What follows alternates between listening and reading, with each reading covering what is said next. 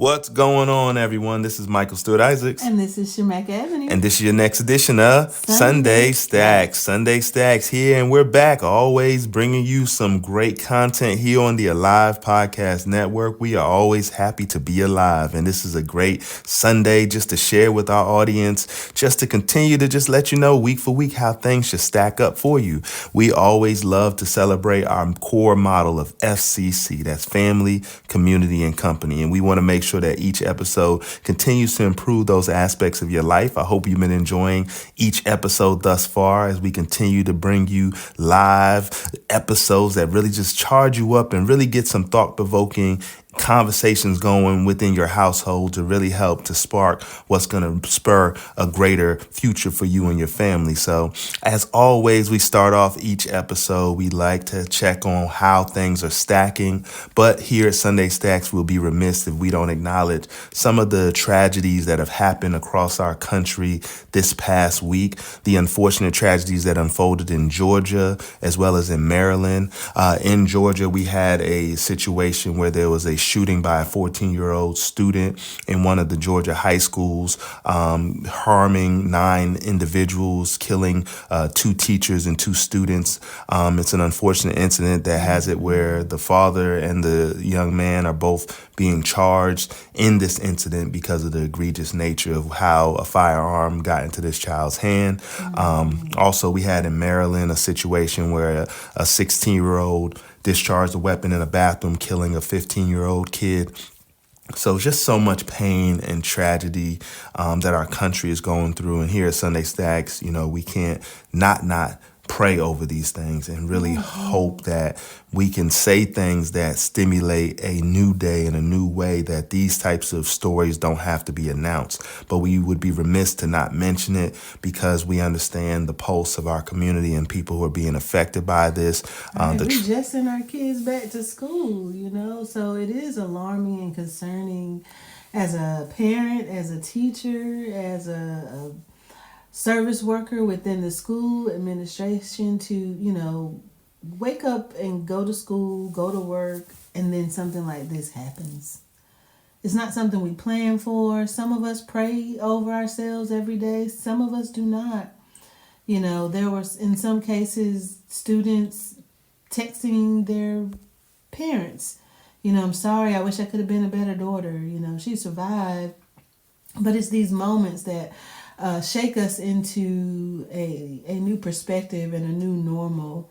And so my heart and prayers and condolences and support and love is wrapping around these 2 communities, because this could have been anyone's community. This could have been the Maryland incident, could be anyone's middle school or high school. Same for what's happened in Georgia and what we've seen happen over time.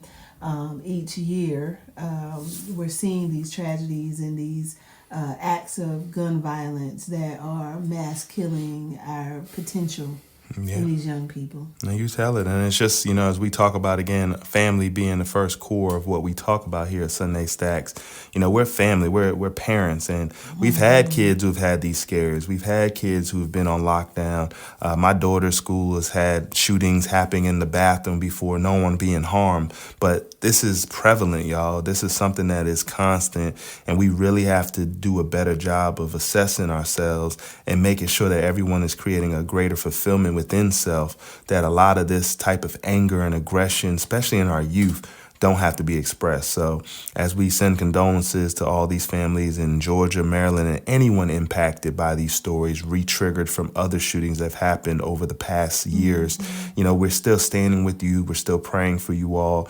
We want you to be uplifted and continue to stack up week for week as we encourage here at Sunday Stack, so we can create a better environment and a better country that we can grow from. But we'll touch on some more of these topics later on in the Wiz of the Week, as we also look to see how things are stacking, to stay on the topic of just how we look at family. Each day, Shemekka and I have the pleasure of driving our children to school, something we take pleasure in, doing carpool and seeing our little ones off. And this is our youngest set. Shout out to Max and Chi as they continue to grow. The brilliant bunch. Shout out to you all. We look at this as every day while we're in carpool with them, really just trying to change environment environments, and maybe this is just advice for other parents out there. One thing we always are clear, whether we're driving, we're carpooling with other young ones or whatever, our goal with our children and just the environment we create is to set positive expectations on goals that they have before they go to school. And this is something Shemekka initiated, and, just kind of tell us the mindset behind that, Shemekka. Yeah, it's, expectations are something we hope for or expect to happen. And so when we go places, carrying our own expectations helps ignite the full potential of what you can learn in any environment. And so for our young people, we want them to set expectations of things that are accomplishable for them that day. Meet a new friend, learn a friend's name, were some of the initial ones when they first started school, and then getting the high mark. Some of their grading is like on a 5-point scale. So getting a 5 and keeping a 5 means you had a really good day and you were a really good model citizen in your classroom. Look, even Max, has expectations and looking forward to nap time because he's doing so much more in a day with new friends that it overwhelms his mind and he needs a break and he needs to take a nap. So that's something that he sets expectations for, having a moment to rest while learning. I think we all do that. I sneak those in as well, too. But all right. So as we talk about our normal start to each show, Shemekka, how is it stacking for you this week? It is stacking really good for me because I am coming off of my plan and pivot week, which was really centered on redirecting business and staying focused. And this week I had an opportunity to have calls with reigniting partnerships and allegiances, to be intentional about working together. If you know me, I'm very passionate about supporting Black women entrepreneurs. And I take that from theory to practice. So my programming that I do under Black Girl Magic Market is all about centering the growth and development of minority entrepreneurs and small businesses. And I had some great opportunities to target some conversations this week, meeting powerful women here in the state of North Carolina that are doing some incredible things as we focus on lifting resources and access to Eastern North Carolina, which is a personal passion of mine, especially being from Kinston, North Carolina. K-Town. Yes. And then also, I would say, wrapping up, I feel so good because some investments that we did with the Global Black Women Chamber of Commerce back during the pandemic, connecting with this chamber has really transformed relationships that I'm connected to. And we're going to be doing like a pop-up meet and greet sometime this month in the Charlotte area. So stay tuned for that as we introduce you to the works, acts, and resources connected to the Global Black Women Chamber of Commerce. And if you're already a member or connected to Black Girl Magic Market, then you already know about this organization and some of the great things we've been able to do together and opportunities for learning that we've been able to amplify. So we're going to be doing a North Carolina meetup in September in Charlotte, so definitely have that on the radar. And I'd say the other thing that we're stacking with this week is we've been in conversations with Black Innovation Alliance and the incredible work that they're doing at the Congressional Black Caucus coming up this week. As those activities, safe travels to everyone that is attending in DC, that you have fun as well as make moves towards policy change. So set your expectations even there. So I think it's a good connection. Don't just go to conferences just because it's a cool hangout. Make sure you're going with intention, not only to represent your constituents, but also looking at how you can impact change in policy and what's coming. As we've said before, as this high intensive election season is among us, we have to have our consistency plan and not just a contingency plan. We have to be prepared for what's next. No matter who's in place, what are you doing to activate the power that you have to create the change you want to see? Well, how about you? How's it been stacking for you this week? Hey, I'm like everybody else. I'm on that journey right now, listening to your world vision. So I definitely, I'm always happy to be a part of watching what you do week for week, just continuously to be a power broker in the marketplace, really being so selfless to create opportunities for other people who don't even sometimes know they need those opportunities. So appreciate you and hats off. I just want to always shout out the work you do and all the other phenomenal women, particularly Black women who are out here just really rallying and making sure that resources are gathered in a sustainable way that so many people can continue to grow, because they're not just helping Black women, they're helping families, they're helping men, they're helping so many people in the community rebuild themselves and seeing themselves in a model of having companies and having money to be invested in them. So we have to really just see all this powerful work that's being done by Black women to really bring the fabrics of our society together. So shout outs and kudos to you and your work. And shout outs and kudos to all these phenomenal women out here that are doing amazing things to keep growing our country and our planet. So as far as how it's stacking for me, as I make that wonderful statement, I am feeling good, man. I can't lie. It's been a great week of being busy, just beautifully being able to start a week coming off a holiday and then looking at a full calendar and knowing that everyone on my team had a phenomenal holiday break, vacation, and really got refreshed. We got to retool. As you said, it was a pivot kind of planning week. And just being able to talk to my team all week, I just realized, man, we got it really locked in on all the different visions. So a lot of the work I do is around activation, this production work that we create. But what we're trying to do is set the scene to really create the right images and the right narratives to help people grow in all aspects of their family, community, and company. So the work I do through my company, Mosaic, recently was featured last month with the organization called the National NIFTY, the Network for Teaching Entrepreneurship. And that network has just set off a lot of opportunities for just my work to be highlighted and people really starting to see the levels and the context of what 26 years of entrepreneurship, of corporate, of being on the ground floor, of seeing the world shift and change at every touch point.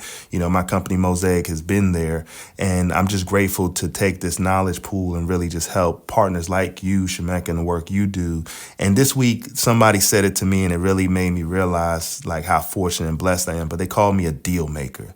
They said, Michael, you're one of the best deal makers I've seen in a long time.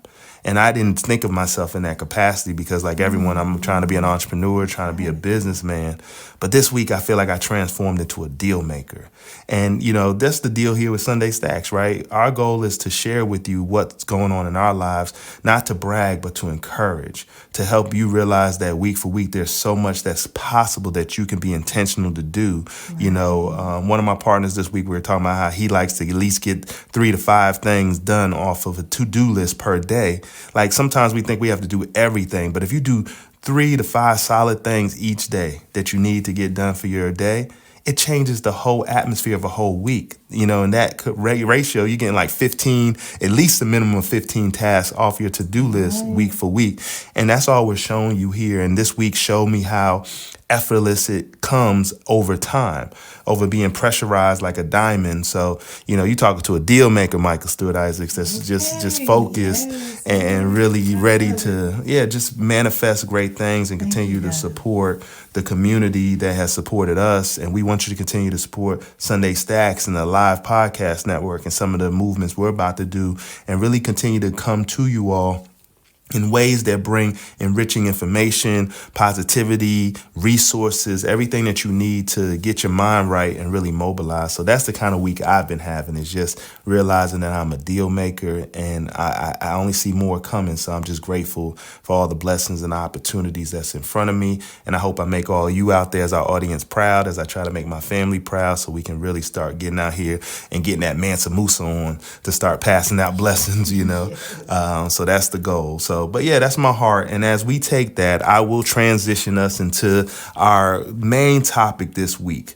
So this one was a little bit something special that we wanted to nurture, because in the last few weeks, we've been going through a series of acronyms, right? 3 weeks ago, we started with the RAM, really a master. 2 weeks ago, we had the Join Every Soul Universally Serving, which represents this acronym for Jesus. And then last week, we had an episode where we talked about the Bible. And as an acronym, we looked at it as basic instructions before leaving Earth. So this week, as we take and really just take our topics to the next level of thought-provoking, we want to hit you with the unique concept of walk through. But in this particular aspect of this topic, we want to find out the walkthrough journey. Like, let's walk through the journey of our lives. Let's walk through the journey of how we all have gotten to the place we are today, and how we are going to start to realize that we are the ones who are architecting our future. But sometimes we have to walk through things to get to that part of our journey. And sometimes those things aren't always beautiful. They aren't always pretty. But then we also can walk through beautiful sceneries and beautiful, moments in our lives that allow for us, whether it's the birth of your first child, or it could be a pain of going through a divorce. We've all walked through something. Maybe not easy, but we've walked through something in a way that has to fuel our determination and our resilience to realize we're still here. And sometimes even me and even Shemekka might, talk. We've always talked about our relationship as a long walk, this long walk that we've been able to preserve, to say, hey, we've both been through things and we both walked through the journey of life solo. But what would start happening if we did it together? And as a couple, I honor that part, because she is literally, y'all, the person I literally, from family, community, and company, we walk through every aspect of our lives together. I watch husbands do things in their career by themselves. I watch wives do things, say, no, my husband likes doing his own thing. I do my own thing. But me and Shemekka walk through this thing together every day. And that walkthrough journey has been so rewarding, because before I walked through this solo, I've walked through bad relationships. I've walked through bad partnerships. I've walked through my own ego. And I've had to walk through so many things to get myself to a better space to find God. And then I found somebody who said, oh, I like God too. I love God.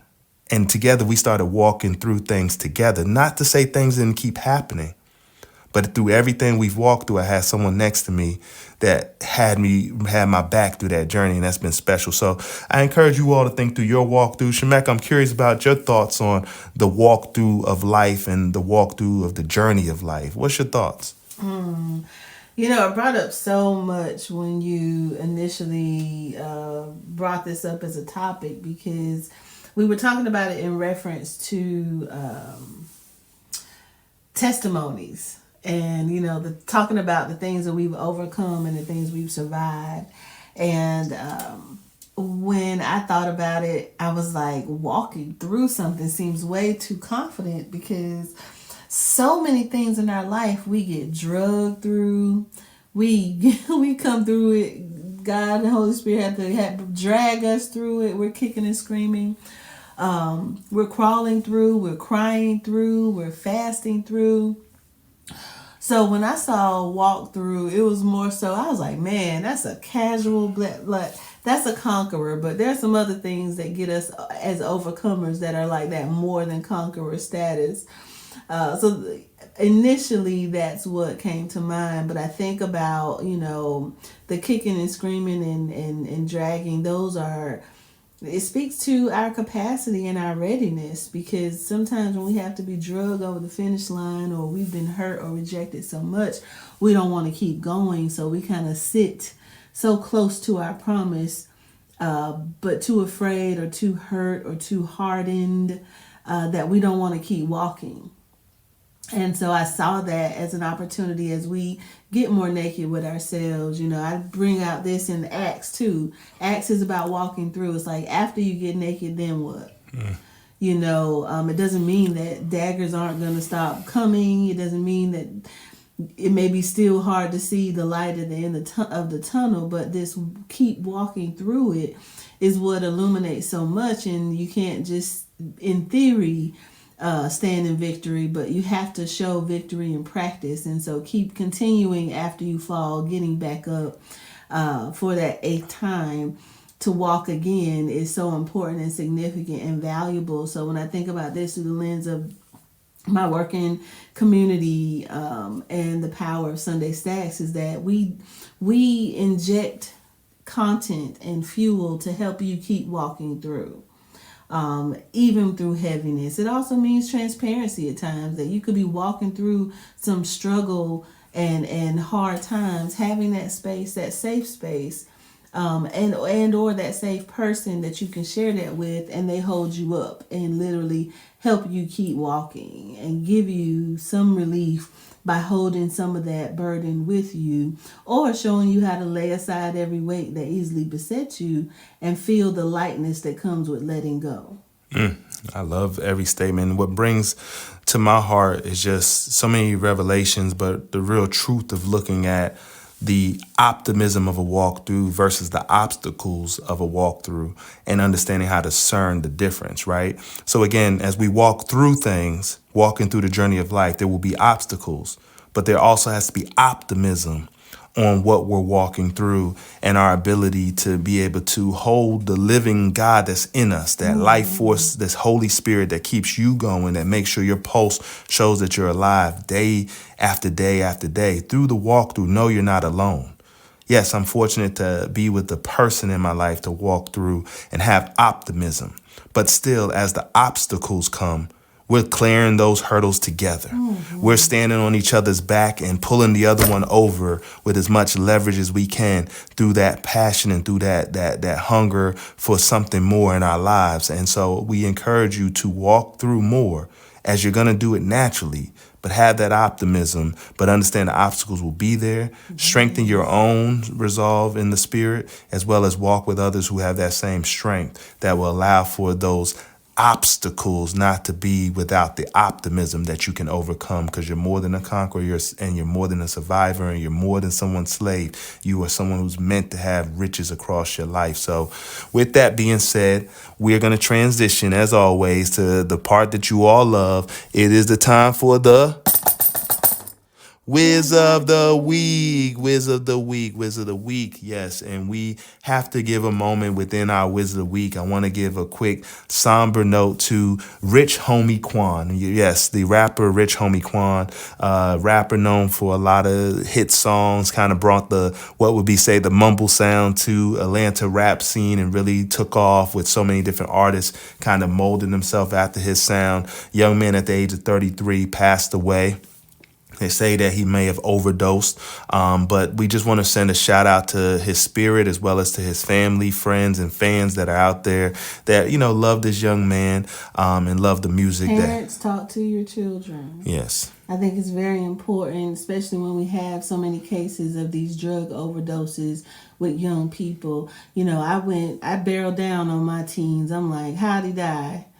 What was the pills that he took? It's because the word on the street passed faster, but what we're noticing with these young people is that they're getting more immune and desensitized to drug overdoses and drug abuse because I feel like a lot of this in the music. So just be mindful to check in on your young people, have the real conversations with them, so we can minimize these tragedies of overdoses and, these cases of fentanyl being laced with things. Know what your kids are doing and build a relationship best way you can, that they can be honest enough with you to show or tell you when they need help. I know that's right. And as we look at all the other whizzes of this week, we have the Isaac Hayes estate, the family of Isaac Hayes III. They have been in the battle of a lawsuit against the Trump campaign. Nope. They say you cannot use his late father, the great Isaac Hayes, his music he's written. They've been trying to use several songs during campaign rallies and events. The walkout. Yes, and they have been putting themselves in a... artists been saying nope, you can't use it. I think they've had an incident with Beyonce. The Trump campaign can't catch a break with these musicians. So, hey, what does that say? But we definitely had to make that report, as that's continuous. We've also have situations where you have beef going on with 50 Cent and Damon Dash. Now, I don't know if it's quite a beef. Dame Dash seems like he's pulling a 50 on 50, while 50 Cent a few days back was interviewed on the popular podcast $1 million worth of game with Wallow and Gilly. 50 made some comments in regards to Damon Dash's comments once, that when he first came out and got $1 million as an artist, that $1 million wasn't a lot of money in regards to signing a record deal, and how fast Uncle Sam and giving money out to your family and friends and everything, buying some jewelry, would basically bankrupt $1 million million in a deal. And so 50 Cent brings this up again now many years later after a long career and many millions made. But he's kind of was digging at Dame a little bit to say that Dame once said that $1 million wasn't anything, and he took it personally and was kind of alluding to Dame being broke. And so Dame Dash chose to use this platform as a way of kind of going back and forth at 50 Cent. I guess he kind of, 50 don't realize he added fuel and made this man even bigger. But definitely love to see how that plays out. But definitely keeping the ears to the streets and these things that they're hearing out there. And as we bring it back around to the political drama, before we go to that, I just want to shout out Happy Grandparents' Day. Yes, Happy Grandparents' Day. Yes, this week is Grandparents' Day, and we want to make sure we shout out all the grandparents as we look at all the different things that we're going to be doing here at the Alive Podcast Network to be celebrating grandparents and just, continuously understanding, here at Sunday Stacks, family, community, and company is definitely a way we want to continue to grow. So grateful for all of that and grateful for the opportunities. Do you want to do some quick last cleanups with everything? No, just really quickly, make sure you download the Alive Podcast Network so you can stay in touch with us. Definitely comment, share, talk back. We want to hear from you. So whether you do that in the network podcast app under Sunday Stacks Show, or if you do that on YouTube, Sunday Stacks, definitely reach out. We want to hear from you. We want to connect and look forward to some in-person opportunities that we look forward to creating. Awesome. So as we look to wrap up this episode, we would love to stay with you longer, but we always have to make sure that we do the clerical. So anyone out there that wants to become a sponsor of Sunday Stacks, definitely reach out to the Alive Podcast Network. Download the app. You can become a subscriber first as the first wave of donation and growth to our show. But we're looking for greater sponsors as well, too. So if you have a brand out there that you want to promote, we definitely want to add you on. We want to continue to help you grow and make sure that you're positioned with the most up-and-coming podcast out there, Sunday Stacks. So definitely continue to tune in. Check us out on YouTube. Like and subscribe if you're here on YouTube. And tell a friend to tell a friend, as we always want to continue to empower those out there. So as we wrap each episode of Sunday Stacks, we always like to say, I am brilliant and you are too. Thank you again for joining this episode of Sunday Stacks, and we'll be back next week with another great edition. Peace.